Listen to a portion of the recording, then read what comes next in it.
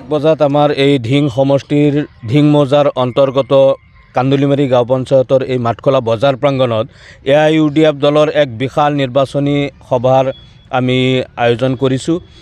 ইয়াত মুখ্য অতিথি হিচাপে উপস্থিত থাকিব আমাৰ সৰ্বভাৰতীয় সংযুক্ত গণতান্ত্ৰিক মৰ্চাৰ সন্মানীয় সভাপতি তথা ধুবুৰী লোকসভা সমষ্টিৰ সন্মানীয় সাংসদ হজৰত মৌলানা বদৰুদ্দিন আজমল আল কাছিমি সাহেব।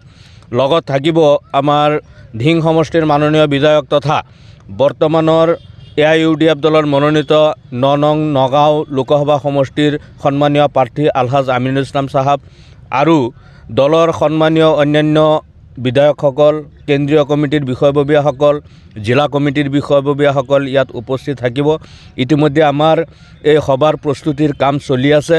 আমি আশা কৰি আছোঁ ইয়াত আগন্তুক 19 তাৰিখে হ'বলগীয়া যিখন নিৰ্বাচনী বিশাল গণসভা ইয়াত জনসমুদ্ৰত পৰিণত হ'ব।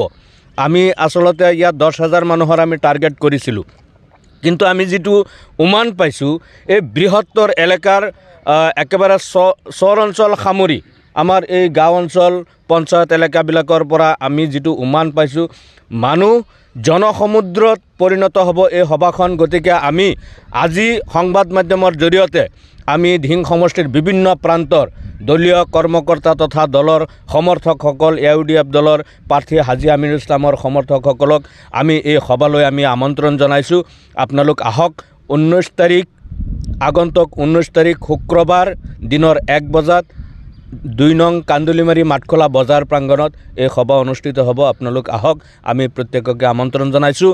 আমি আশাবাদী যে নিশ্চিতভাৱে আমাৰ এই সভাখন এটা গ্ৰেণ্ড ছাকচেছ বুলি আমি ক'ব পাৰিম।